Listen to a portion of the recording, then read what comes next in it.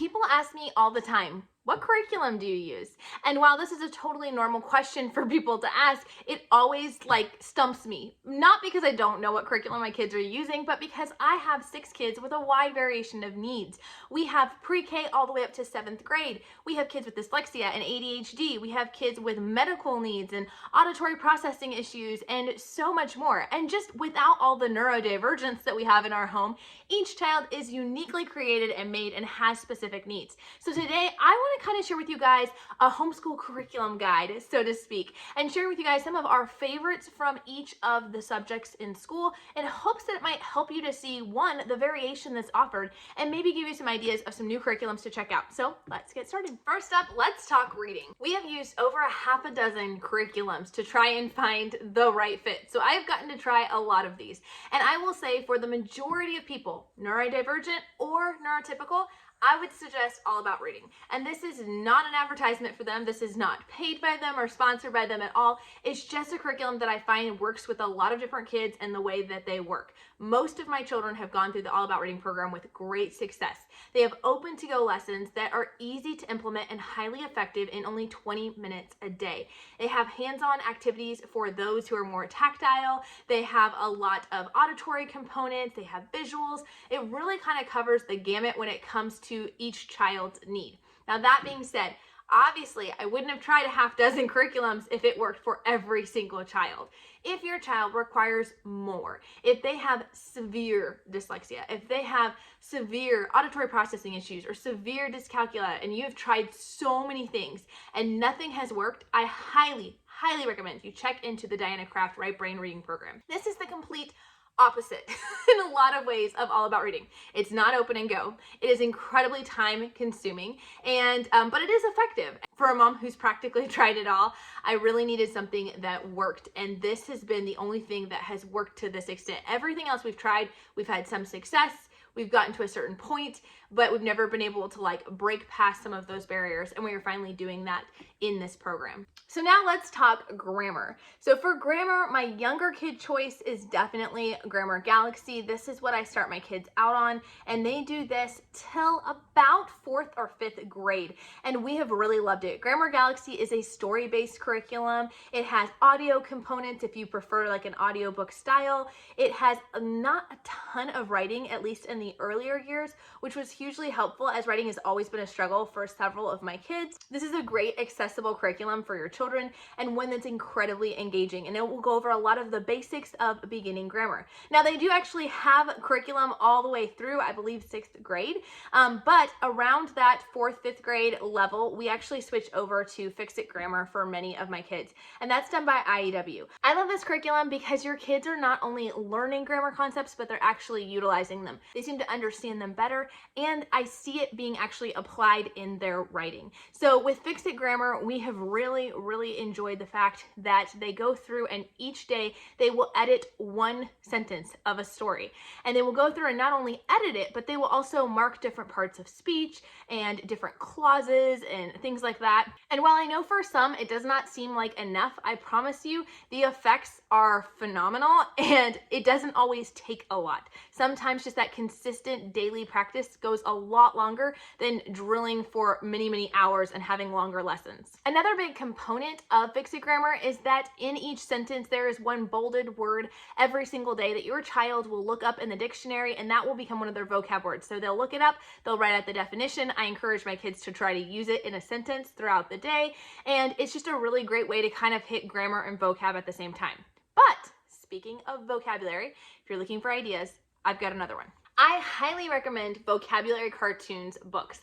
Now, before you just throw it out because I said the word cartoons, understand that this is a really neat series of books that are going to help your child build their vocabulary in only a few minutes a day, and they're going to be doing it through mnemonic devices and through pictures. And this is perfect for your more visual learners, for those who do have auditory processing problems. The pictures really help to cement it in their memory, and your children will learn words that you never even knew existed, at least if you're anything like me. They have multiple books. We started out with this one here, but we eventually will move into ones that are more geared towards ACT, SAT prep work. And so it's just a great way. You can do it with your whole family, or you can work one-on-one with your child. When it comes to writing, one of our favorites definitely has to be IEW, which is Institute for Excellence in Writing.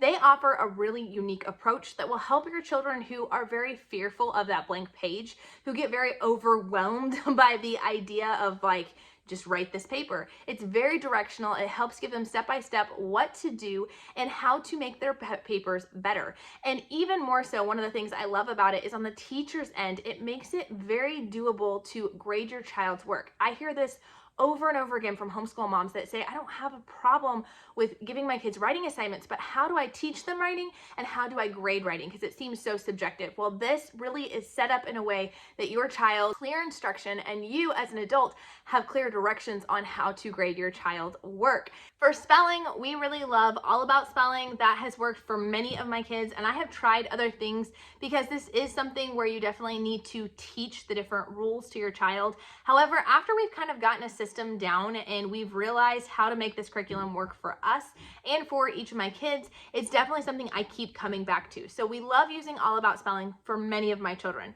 We also enjoy using, as they get a little bit older, using Phonetic Zoo by IEW. This is a mostly independent spelling curriculum, and it's very auditory based. So it does not work for my son who has auditory processing, but it does work for two of my other kiddos, and they're given lists each day that they practice and go over using audio prompts. And it really encourages mastery, which is something I really like. Now, for my auditory processor, you may be wondering what we do for spelling. Well, we actually do use the Dynacraft Right Brain Reading Program. They have a spelling component to their curriculum using visual-based spelling words, and this has really, really helped. I can maybe explain more about that in another video. If you guys would like to see it, let me know down in the comments. For math, our favorites definitely have to be teaching textbooks for those who are 3rd grade and up, and we are really, really loving it.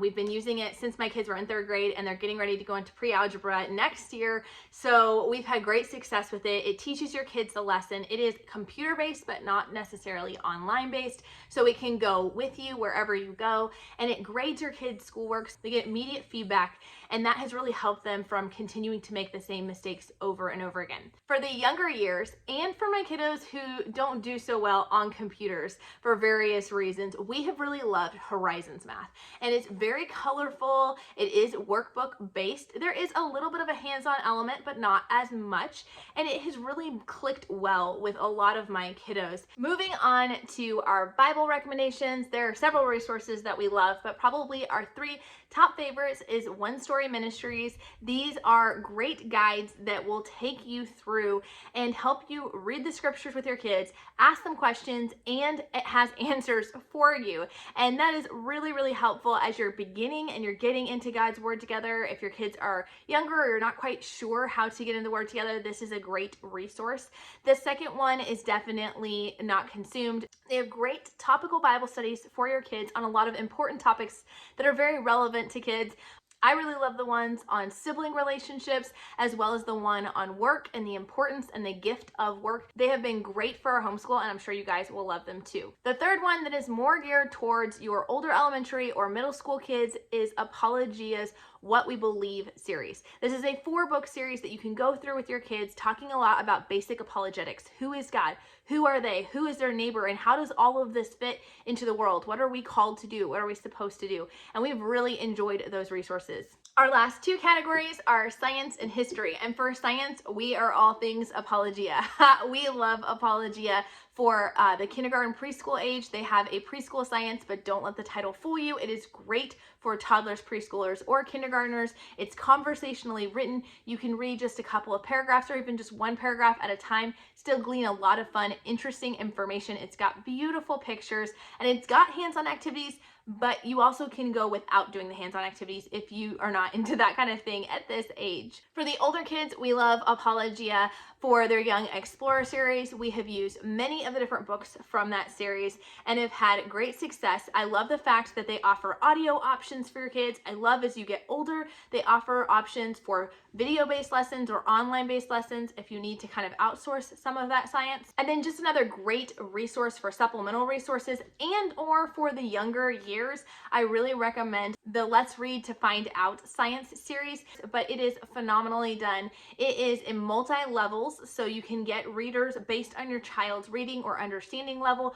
on a wide variation of topics. We've used this to supplement some of our science, to bring in when we're learning about rocks, we'll bring in the one on how mountains are made and how all that works with rocks. But we've also done this in the younger years just on a topical basis, going with whatever they're kind of interested in, looking at weather or looking at winter animals or whatnot. You can read through the book and learn a lot of facts within that book, as well as at the end there's usually some kind of hands-on activity or experiment if you would so choose. For history, we really enjoy Story of the World. That is probably my favorite history resource that we've ever used.